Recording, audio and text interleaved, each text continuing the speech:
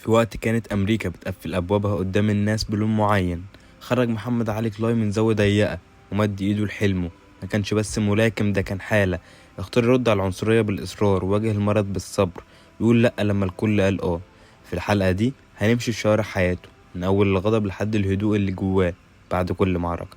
مش بس عن البطولة، عن إنسان شاف الضلمة واختار النور. لو حلمك اتحارب وكرامتك اتجرحت، يبقى الحلقة دي ليك.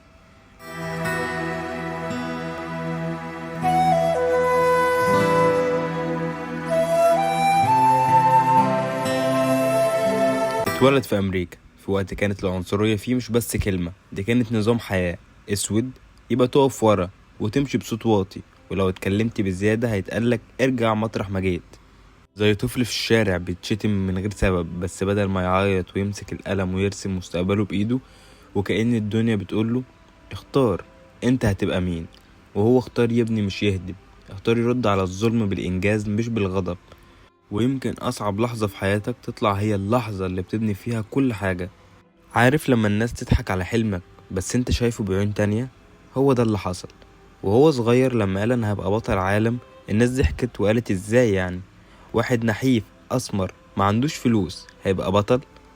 بس هو ما كانش شايف نفسه زي ما هم شايفينه، كان شايف حاجة أبعد. شايف نفسه واقف في حلبة ورافع ايده والجمهور بيهتف باسمه. الفرق الوحيد بين اللي ضحك واللي حقق هو ان التاني ما استناش تصفيق علشان يتحرك. زي طالب في فصل مليان استهزاء، بس هو شايف نفسه دكتور من دلوقتي. وان الحلم مش لازم يبقى منطقي، المهم يكون حقيقي جواك. كان بيقول بكل ثقة انا الاعظم. الناس شافته متكبر، لكن هو ما كانش بيبالغ. ده كان بيغذي نفسه بصوت يسمعه كل يوم بدل صوت الإهانة اللي حواليه. وزي ما متعودين ان علم النفس بيقول ان العقل بيصدق اللي بتقوله لنفسك حتى لو الناس مش مصدقاه. هو قال انا الاعظم، فدماغه صدقت وجسمه اتحرك على الاساس ده. عارف لما تبقى في شغلك وحد يقلل منك، لو استنيت رأيهم مش هتكمل، لكن لو صدقت انك تستاهل كل حاجة بتبدأ تتغير. وساعات اكبر انتصار بيبدأ بجملة تقولها بينك وبين نفسك. عارف لما تقول لأ لنظام كامل وانت عارف انك هتدفع التمن؟ هو ده بجد اللي حصل معاه. جات له ورقة تجنيد حرب فيتنام ورفض يروح، وقال جملته الشهيرة مفيش حد من فيتنام ناداني بكلمة عنصرية. عارف معنى الكلام؟ يعني انا مش هحارب ناس بره وانا بتضرب كل يوم من جوه. ورفض رغم انه عارف هيدفع التمن غالي، واتمنع من اللعب وخسر ألقابه. الناس هجمته بس ما تراجعش.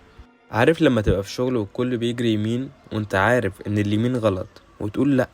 دي مش بس شجاعة، دي هوية. اوقات الكرامة بتكلفك، بس لو خسرت الكرامة هتدفع اكتر بكتير.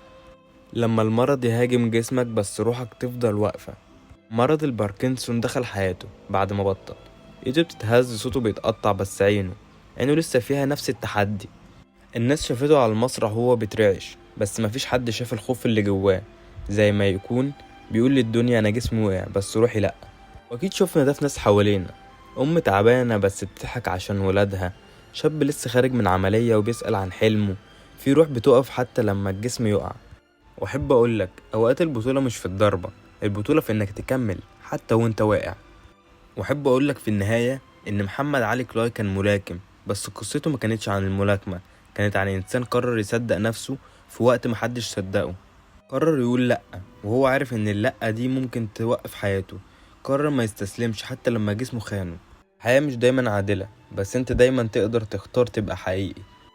لو وصلتم لهنا فأحب أشكركم جدا، وهنا نكون وصلنا لنهاية حلقتنا.